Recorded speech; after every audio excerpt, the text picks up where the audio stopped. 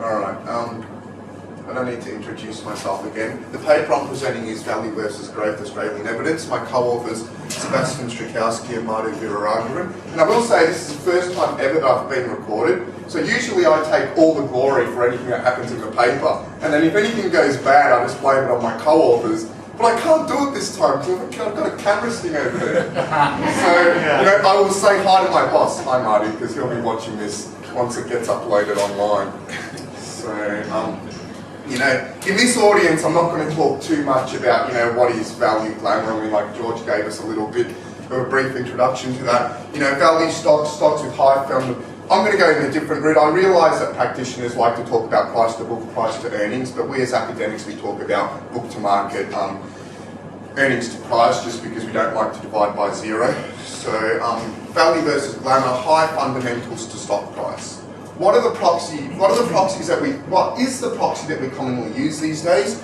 We use book to market. Almost everyone invariably these days uses book to market. Why? I think in a large part it's been impacted by Farmer and French, the Farmer and French three-factor model. Book to market is our measure of value versus growth.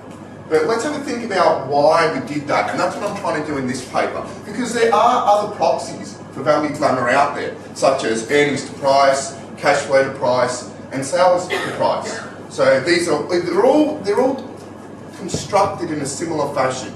The accounting fundamental, book value, earnings, cash flow, or sales, divided by price. So why are we all using book to market? Why are we ignoring these other measures?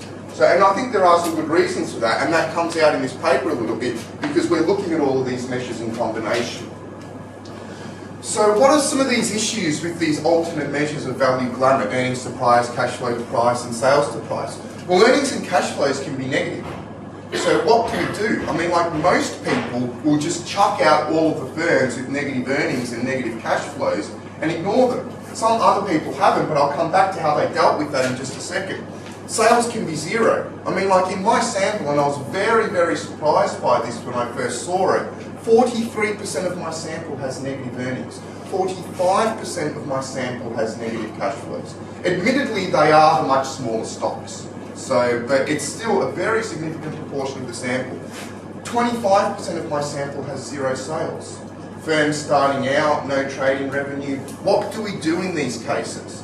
But book value can also be negative, but there's a much smaller proportion of stocks which have negative book value. In my sample, about 5% have negative book values. And again, we usually just throw them out of our analysis and not worry about them. But with book to market, that's not so much of a problem because it's only 5% of the sample. With the others, and I think this is one of the reasons why people focus on book to market more, because there's a much higher proportion of negative earnings, negative cash flows, and zero sales for those other three measures. So, what are my research questions? Well, is there a value glamour effect in Australia? We already know the answer to that. Yes, there is, based on book to market only. I mean, like I've written about 15 asset pricing papers now in Australia. I either use the Farmer French model or I do some Farmer Macbeth regressions. So book to market or HML is always there. It's very strong. Some independent research has looked at it as well. Richard, I believe you have, and I mean, like, we do find it in Australia. So, but more so this paper is focused on which is superior proxy for value glamour. I'm going to look at all four of those proxies that I mentioned: book to market, earnings to price, cash flow to price, and sales to price, and decide which is the best one we should use.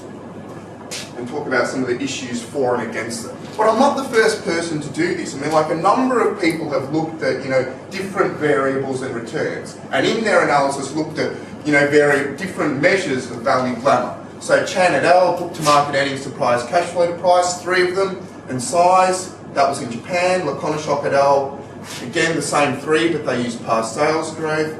Barbie et al., they were the first to use sales to price. The other guys used past sales growth and sales rank. They controlled for leverage and size. Similar sort of stuff. They've all got 1, 2, or 3 value glamour proxies in each, and maybe size and leverage as well as additional control variables. So what did they find? Well, there was a bit of a mixture in the results. Chan's results favour book to market, cash flow to price. You can see them there. I've highlighted them. Lakonishok earnings and cash flow, Barbie sales, Kai book to market. So there's a bit of a mixture as to what's been favoured. But we all focus on book to market. Why do we do that? So, moving on to my data. Standard, Australian sources of data. The test period is 93 to 2004. I've got a relatively healthy sample of 137,000 firm-month observations. The one point I will make is the reason I started in 1993 is that in Australia, firms are only obliged to prepare cash flow statements from 1992. So, but I couldn't go back too much further anyway, because our accounting data really only starts in about the late 1980s, early 1990s. So I could have only gone back a few more years anyway. But I had to start in 93 because I required firms to have cash flow data. All right, we've seen everything we need to see in the portfolio returns analysis. The regressions are not, at least the single variable regressions are not going to tell us a lot more. Here are the results. Book to market, positive premium. Sales to price, positive premium. Leverage, positive premium. Size, insignificant. That's not unusual because of the non-linearity present there. Earnings to price, we needed to split them to model this and to analyse it. We needed to split them into two interaction terms because we're not expecting the same. We're not expecting positive relationship all the way through or a negative relationship all the way through. So we needed to split the variables. So this variable has positive earnings to price and zeros for all the negative earnings firms, and this variable has zeros for all the positive earnings to price and negative earnings to price. So it's an interaction term which allows us to capture the non-linear relationship between earnings to price and returns that we expect based on our intuition. And again, we see with these regressions exactly what we expect. Positive relationship for positive earnings to price, negative relationship for negative earnings to price. Same thing holds for cash flow. Positive relationship for positive cash flow to price, negative relationship for negative cash flow to price. But how do we answer the question of which is, well, actually, and then we did that again, we just said, well, let's just look at firms that have positive earnings. We see the same positive relationship. Let's look at firms that have negative earnings. We see the same negative relationship. So it's, if we just split them into positive and negative, we see the same thing. But how do we decide which is the best variable? Well, we need to do a multiple variable regression. So that's the final thing that we do.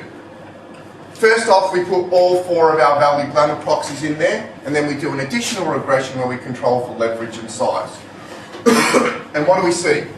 Well, some of them are still significant. Book to market and sales to price are significant. The positive EP and CP terms are significant, but the negative ones are no longer significant. So something's gone on stupid with my minuses there. So the negative ones are no longer significant. And that holds true for both when we include the control variables in there as well. So from this, we can say, well, look, we don't think that earnings to price and cash flow to price are the best variables because the negative interaction terms are not significant. So we're thinking it's either book to market or sales to price, which is a superior proxy.